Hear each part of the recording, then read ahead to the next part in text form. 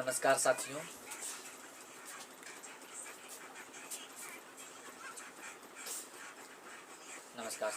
तो अभी भी आपके पास जो है 48 घंटे का समय है चौकीदार का फॉर्म भरने के लिए। तो अगर आपको अब तक नहीं पता है कि ये फॉर्म कैसे डाला जाएगा और आपने अब तक अगर ड्राफ्ट भी नहीं भरा होगा या फिर आपने फॉर्म भी नहीं निकाला होगा और फॉर्म को कहाँ भेजना है, इस बारे में भी अगर आपको कुछ भी आइडिया नहीं होगा तो आप हमारे इस चैनल से जुड़कर पूरी अपडेट ले सकते हैं।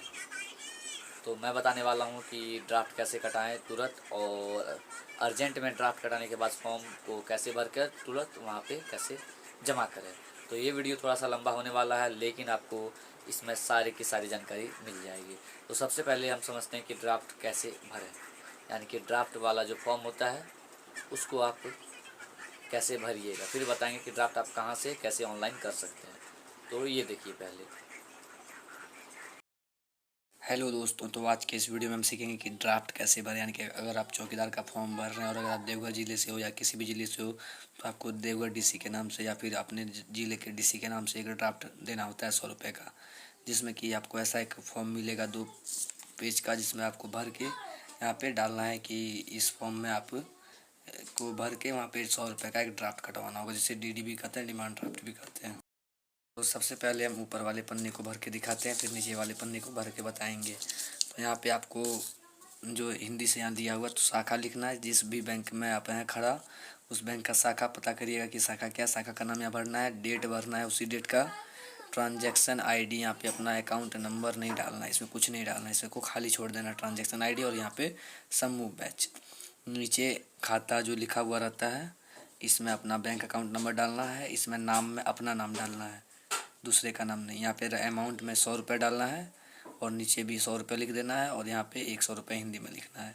टोटल यहाँ पे कुछ नहीं करना है, इसको छोड़ देना है ऐसे ही, और ये फॉर्म आपका रेडी हो जाएगा यहाँ पे भरा के। और अगला पेज भरने के लिए आपको यहाँ पे पीछे तरफ 2 को साइन करना है, यहाँ पे एक मोबाइल नंबर देना है अपना, ताकि वो आपको बताए। पहला फॉर्म जब आपका रेडी हो जाएगा भर के, तो आपको दूसरा फॉर्म भरना है, और में भी आपको सेम टू सेम भरना है। यहाँ पे शाखा लिखना है, ब्रांच कहाँ पर है, डेट लिख देना है, उसके बाद अपना नाम लिखना है, और किसको पैसा भेज रहे हैं उसका नाम लिखना है, और यहाँ पे शब्द में राशि लिख देना है, नीचे रुपया लिखना है कितना कितना है, फिर यहाँ पे शाखा लिखना है, उसके बाद यहाँ पे डिमांड ड्राफ्ट आप कटवा रहे हैं या जो भी कटवा रहे हैं वो आप लिखिएगा, फिर यहाँ पे डेट लिखिएगा, और यहाँ पे फिर अपना अकाउंट नंबर डालिएगा, नीचे अपना जो भी जिसको भी भेजना है उसका नाम भी लिख देना है, नीचे रुपये भी लिख देना है, उसके बाद फिर यहाँ पे रुपये लिखना है, नीचे फिर रुपये लिखना है, और यहाँ पे अपना हस्ताक्षर करना है। अगर पैन कार्ड है तो डाल दीजिएगा नंबर, फिर यहाँ पे अपना नाम और पता लिखना है, फिर यहाँ पे मोबाइल नंबर लिखना है, ईमेल आईडी लिख देना है। बस इतना ही करते ही आपका ये DD तैयार हो जाएगा। ऐसे ही अपना डिमांड ड्राफ्ट भर सकते हो।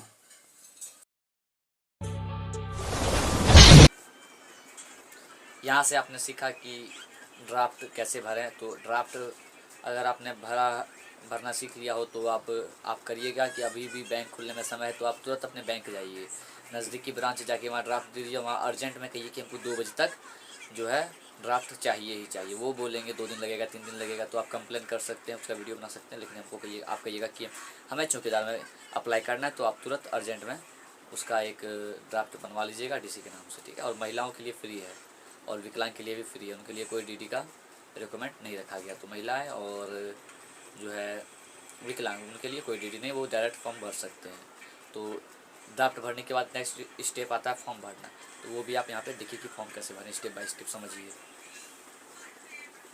कि अगर आप चौकीदार का फॉर्म भर रहे हैं और फॉर्म को कैसे भरना है वो आपको नहीं मालूम है, तो मैं आपको स्टेप बाय स्टेप पूरी की पूरी जानकारी देने वाला हूं कि आप चौकीदार का फॉर्म किस तरह से भरेंगे और कहां कहां क्या क्या चीज़ डालेंगे, ताकि आपका फॉर्म वहां पे रिजेक्ट नहीं हो। क्योंकि अगर आपने गलती की तो आपका फॉर्म रिजेक्ट हो जाएगा और आपका एडमिट कार्ड भी आपके घर नहीं आएगा, तो आप एक सुनहरा अवसर गंवा दोगे। तो चलिए अब मैं आपको बताता हूँ कि चौकीदार पद पर नियुक्ति हेतु आवेदन पत्र कैसे भरना है। तो यहाँ पर सबसे पहले अपना एक फ़ोटो यहाँ पर चिपकाइएगा, जो मैं बता रहा हूँ वैसे वैसे ही करिएगा। अगर आपने मिस्टेक किया तो आपका फॉर्म स्वतः रिजेक्ट हो जाएगा। फिर नीचे अभ्यर्थी का नाम यहाँ पे हिंदी में लिखिएगा, नीचे रहेगा अंग्रेज़ी में बड़े अक्षरों में लिखना है अपना नाम, तो अंग्रेज़ी में सारा कैपिटल लेटर में लिखना है। नीचे पिता अथवा पति का नाम आप डालिएगा, जो कि हिंदी में डालना है। उसके नीचे अंग्रेजी में लिखा रहेगा पिता अथवा पति का नाम। जो भी डालिएगा, पिता का नाम डालिएगा तो पिता का, पति का तो पति का, जो भी जिसका है तो वो यहाँ पे अपना हिंदी में ऊपर में, नीचे में अंग्रेजी में डालना है। उसके नीचे पूछा गया तीसरा नंबर में पूछा गया है आपका जन्म तिथि, जो कि अंकों में डालना है। तो जो भी जन्म तिथि है वो आप यहाँ पे अंक में डालिएगा। और नीचे आपका शब्द में पूछा गया है जन्म तिथि, तो यहाँ पे शब्द में अपना जन्म तिथि डाल देना है।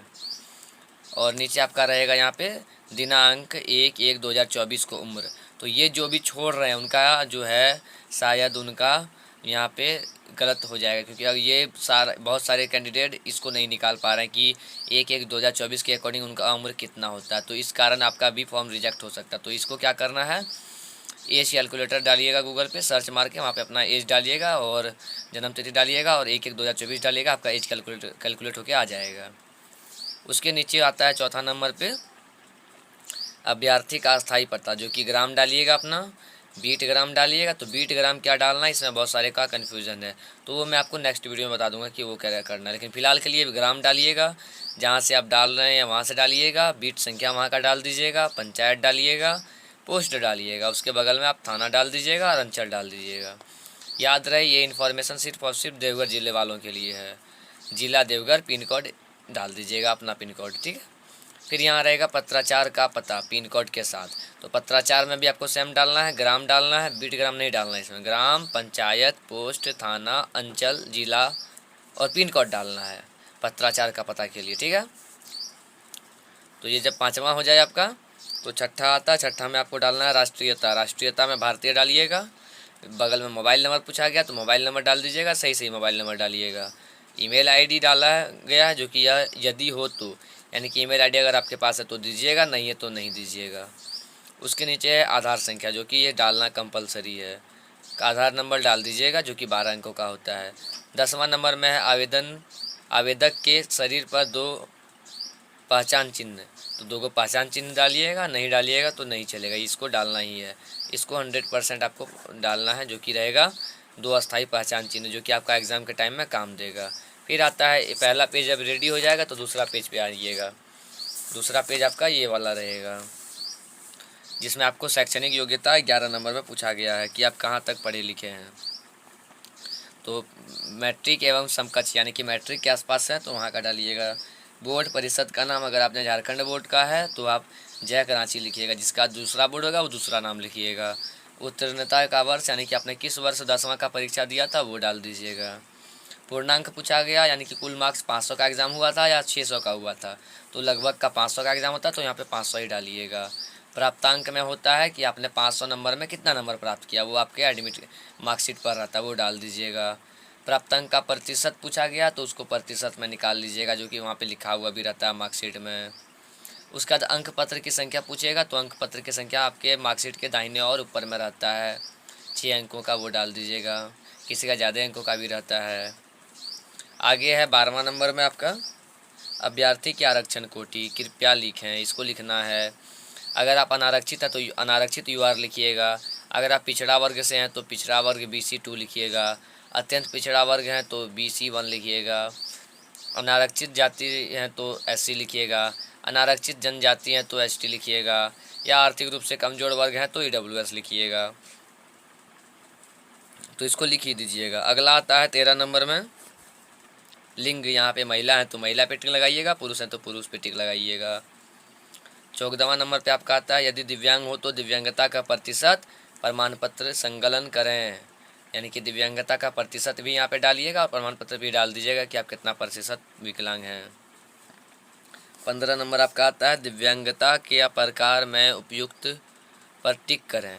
आप अंधापन एवं कम दृष्टि है तो इस पर टिक लगाइएगा। अगर आप सुनने में और बोलने में सक्षम नहीं है तो इस पर टिक लगाइएगा। और अगर आप सुनने में और सेरेब्रल पाल्सी में है तो यहाँ पे टिक लगाइएगा। और यहाँ पे थोड़ा सा और है स्वालीनता, बौद्धिक निःशक्तता एवं बहु निःशक्तता है तो यहाँ पे टिक लगाइएगा। फिर 17 नंबर पे जब आप आइए 16 नंबर पे आइएगा तो यहाँ पे क्या राज्य स्तरीय ओलंपिक खिलाड़ी रहे हैं, हाँ यदि हैं तो प्रमाण पत्र संकलन करें। अगर आप राज्य स्तरीय खिलाड़ी हैं, आपने कोई मेडल जीता है तो आप डालिए। जैसे कोई कबड्डी में, कोई क्रिकेट में, कोई दौड़ में, कोई अन्य चीज़ में जीतता है तो वो डाल देता है, तो आप डालिए। अगर आपके पास नहीं है तो इसे छोड़ दीजिएगा। 17 नंबर है आवासीय प्रमाण पत्र की संख्या। ये कंपलसरी है, ये नहीं डालिएगा तो आपका फॉर्म रिजेक्ट हो जाएगा। तो आवासीय प्रमाण पत्र की संख्या रहता है दाहिने बाईं ओर लिखा हुआ, तो वो डाल दीजिएगा यहाँ पे। तो यहाँ से डालने का शुरू करिएगा, तब जाके आपका यहाँ पे ख़त्म होगा। अगर यहीं पे डालिएगा तो गलत हो जाएगा। तो ऊपर यहाँ से डाल के यहाँ तक में आप इसको डाल सकते हैं। फिर निर्गत तिथि रहता है वहाँ पे लिखा हुआ, तो वो निर्गत तिथि दाहिने ओर रहता है आवासीय का, तो निर्गत तिथि यहाँ पे डाल दीजिएगा। जाति प्रमाण पत्र संख्या, तो जो जाति प्रमाण पत्र संख्या कौन डाल सकता है, जिसके पास जाति प्रमाण पत्र हो वो डालेगा। जाति प्रमाण पत्र संख्या वो भी बाईं ओर रहता है और निर्गत तिथि दाईं ओर रहता है। आगे है परीक्षा शुल्क, बैंक ड्राफ्ट संख्या। बैंक ड्राफ्ट संख्या, तो बैंक ड्राफ्ट संख्या यहाँ पे बैंक आपका जो ड्राफ्ट मिलेगा, ड्राफ्ट के ऊपर में 6 अंक रहता है और उसके नीचे में भी यहाँ पे लिखा हुआ रहता है। तो आपका बैंक का जो ड्राफ्ट होता है, ड्राफ्ट जो होता है ना बैंक का, ऐसे वो मान लीजिए आपका बैंक का ये वाला ड्राफ्ट दिया हुआ है, तो यहाँ पे 6 नंबर रहेगा, 6 गो अंक रहेगा, यहाँ पे भी 6 गो रहेगा शुरुआती, तो वही आपका बैंक का ड्राफ्ट संख्या होता है। तो वो यहाँ पे डाल दीजिएगा। फिर आपका ड्राफ्ट कब मिला है आपको, तो वहाँ पे डेट रहता है वो डाल दीजिएगा। फिर नीचे जाइएगा तो बैंक का नाम, शाखा डालना है, तो अपना मेरा जैसे कैनरा बैंक सवेजोर है, कैनरा बैंक सवेजोर डालिए। आपका SBI सारठ होगा तो आप SBI सारठ डालिएगा। आपका SBI देवघर हो तो SBI देवघर डालिएगा। आपका अगर HDFC देवघर हो तो HDFC देवघर डालिएगा। और नीचे राशि, तो 100 हिंदी में भी लिख सकते हैं या फिर आप 100 वर्ड में भी लिख सकते हैं, अंक में भी लिख सकते हैं। 20 नंबर आता है जो कि डालना अनिवार्य है। क्या आवेदक के विरुद्ध कोई आपराधिक मामला दर्ज हुआ है, यदि हाँ तो उसका पूर्ण विवरण अपराध की धारा सहित उल्लेख करें। तो यहाँ पे आपको नहीं डालना है, ठीक है। अगर आपका कोई आपराधिक मामला होगा तो यहाँ पे हाँ डाल दीजिएगा और उसका विवरण भी डाल दीजिएगा। तो अब यहाँ पे हो गया ये वाला, कि अब यहाँ पे क्या होता है कि बहुत सारे लोग सोचते हैं कि उनके ऊपर कोई केस हो गया, वो ये वाला फॉर्म नहीं भर सकते, तो ऐसा नहीं है, आप भी इस फॉर्म को भर सकते हैं।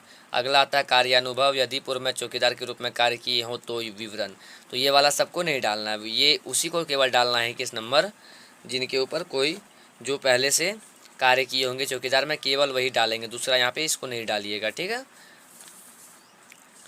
अब यहाँ पे आता है घोषणा पत्र। तो ये घोषणा पत्र में आपको आवेदक का पूर्ण हस्ताक्षर यहाँ पे अपना कर देना है, जो कि और यहाँ पे स्थान डालिएगा अपना गांव का नाम, और तिथि में जिस तिथि को आप वहाँ भेजिएगा उसी तिथि का डालिएगा, नहीं कि 2 दिन पुराना डाल दीजिएगा। जिस तिथि को आप स्पीड पोस्ट करवाइएगा उस तिथि का यहाँ पे डालिएगा और यहाँ पे अपने गाँव का नाम डालिएगा। और यहाँ पे संकलन प्रमाण पत्र की विवरणी में पहला आपको डालना है मार्कशीट 10वां का मार्कशीट का प्रमाण पत्र संख्या डालना है, 6 अंक का रहेगा। दूसरे में आपको डालना है आधार कार्ड, तीसरे में आवासीय, चौथे में आपको डालना है पैन कार्ड, 5वें में आपको डालना है ड्राफ्ट संख्या, ड्राफ्ट डालना है, और 6ठे में आप फ़ोटो 4 को लिखिएगा। और आपके इसके बाद आता है नेक्स्ट तीसरा पन्ना। तो तीसरा पन्ना में क्या है कि यहाँ पे ऊपर में रहेगा आवेदित पद का नाम लिखा हुआ, तो आप लिखिएगा चौकीदार। उसके नीचे रहेगा आवेदक का नाम, तो हिंदी में डालिएगा। फिर नीचे अंग्रेजी में पूछा गया तो वहाँ पे अंग्रेजी में डालिएगा। फिर उसके नीचे है पिता अथवा पति का नाम, वो भी हिंदी में डालना, तो हिंदी में। उसके नीचे अंग्रेजी में तो अंग्रेजी में। फिर आवेदित बीट की संख्या यहाँ पे पूछा गया तो बीट संख्या डाल दीजिएगा जो पहला पन्ना में डाले होंगे आप। फिर बीट ग्राम का नाम पूछा गया तो बीट ग्राम डाल दीजिएगा।